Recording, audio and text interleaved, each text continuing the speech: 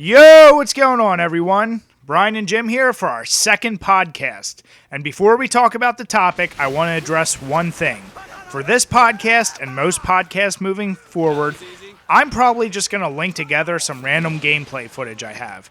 Every once in a while, whatever topic we're discussing, I'll try and link it together. But for the most part, the purpose of this is just for you guys to hear our opinion about a specific topic. With that being said, what are we talking about today, Jim? Well, all right, we're about 2 weeks late. But as of November 22nd, we hit the 10-year anniversary of the Xbox 360. Basically hitting 10 years of Generation 7. Oh boy! And what a console generation it was. The Wii, the Xbox 360, the PlayStation 3. I don't know of a time that you really had three top-flight, really strong consoles all at the same time. PS2 used to always be my favorite console, but looking back now, I probably have over 130 games for the Xbox 360 that I actually went out and bought.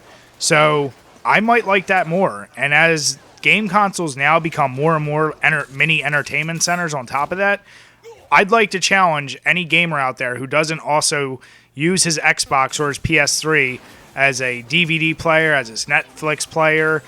It does it all, and it provides a shit ton of great games while it's at it. Yeah, not to mention the fact that for the longest time, the PS3 was the best Blu-ray player on the market. Not just the most cost-effective, but like actually performance-wise the best. So that's another notch. Now, it's kind of funny looking back when they first came out, how the PS3 went for more of the center of your entertainment center kind of bullcrap. And early on, the PS3 took a long time to make any money. It was the crappy, if it was a multi-platform title, the PS3 was not the way to go because of its weird cell, GPU. I don't know the technicals to it. It was just hard to program for at first. So it's kind of a role reversal now where the Xbox One's the quote-unquote inferior console. Yeah, I think when the time that these consoles came out, you had people who were used to the PS2, a single-player experience, or any of those older systems, and Xbox came out, and all of a sudden multiplayer was the big push. It perfected it. Yeah, getting achievements. I know I got 360 only so I could play with my friends, whereas PS3, if I picked it up, it's because I wanted a good single-player mode through Uncharted or even Resistance. What can I say? It was just a different time. PS3 never truly perfected the multiplayer model like 360. Is it so hard to just put in party chat?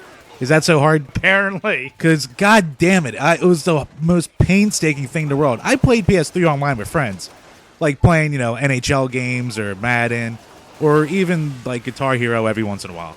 So, we could talk, but god damn was it a pain in the ass. At least it wasn't the friend code bullcrap of the Wii. And the Wii. Let's just address this. It might be the biggest, and I'm going to throw a stat out there, I don't know.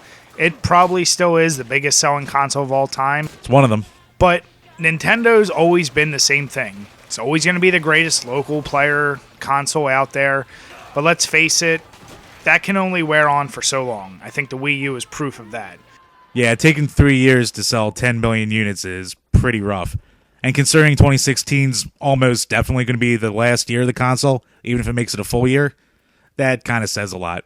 It's a shame. That's another product of really bad marketing, but also not being friendly to third parties. Yeah, and I can say now this current gen we're in, me and Jim, we both have an Xbox One. I'm dying to get a PS4 strictly for all the single-player specialty games it has, and I'm kind of with Jim. Right now, Xbox One, I maybe have a handful of games that I'm enjoying on it, but from a multiplayer standpoint and just a console standpoint, it's not that impressive, and Microsoft might have to turn something around if they still want to compete moving forward. I saw something the other day where one of the mid-range, I think, Steam machines was outperforming the PS4 and the Xbox One, like graphically, FPS or frames per second, just overall the way it ran. So these consoles are already pretty much outdated. It took a lot longer for it to happen with the 7th gen, as evidenced by the fact that games are still coming out for them. But this console generation, it's already kind of on its last legs, at least for how advanced it's ever going to get. Sure, and I think in general, there's always that damn argument, PC gamers versus console gamers. Oh, God, that's a whole different thing. At the end of the day, who the fuck cares? But really, let's just look at it like there's some people who will never transfer from consoles, and the only purpose of a console going forward, and we're already seeing it with Xbox One at least, is just multiplayer. They're getting away from the models of single-player campaigns, probably just going to start leaving them on PCs or PS4s or whatever. But like Jim said, if they don't start turning their shit around, this could be one of the last great generations of consoles we see for a really long time. Yeah, it's true. And I want to get back to the original topic because if you think about it, the Wii sold, what, close to 100 million units? The Xbox 360 for a while had a 54% failure rate, and that still turned out to be a success. The PS3 had a strong rebound at the end. I mean, you can't take away the longevity that 10 years in the console market is insane. The Super NES, that didn't last that long. Even the original PlayStation and N64, that generation was maybe 6 years tops, where it was really the true part of that generation. Other consoles I love, the Genesis maybe had a 5-year run. So to get 10 years out of a console, holy crap. Yeah, no other consoles ever had that longevity with actual competition to go up against in a market that is filled with gamers. I mean, let's face it, we live in a world now where gaming is no longer an exclusive thing. Everybody in some form or another plays a game. Yeah, I mean, whether or not you're just strictly a Call of Duty guy or you freaking play JRPGs and nothing but that, there's really something for anyone these days. So it's a cool time to be a gamer, but the 7th gen also pretty much pushed DLC onto everyone. Season passes, day one DLC, that goddamn crap I hate so much. Microtransactions out the ass. The business model definitely started changing. I think I remember one of the first games ever looking at and saying, what the fuck is DLC? Oblivion's Horse Armor? Oblivion, yep. I was like, horse armor? Who the hell is going to pay for that? $10.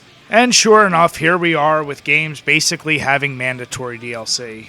It's unfortunate, but it's also a point of showing just how much the video game world is thriving, that it's still coming out like hotcakes because people are still buying that shit. Yeah, they're getting away with anything they want. Getting away with murder, basically, but there is a lot of backlash. So yeah, very impressive generation, and make sure in the comments below, tell us which one was your favorite. And like we said last time, make sure you hit us up on Twitter or email us for any topics you want to hear us discuss in the future. Cheers, guys. Cheers.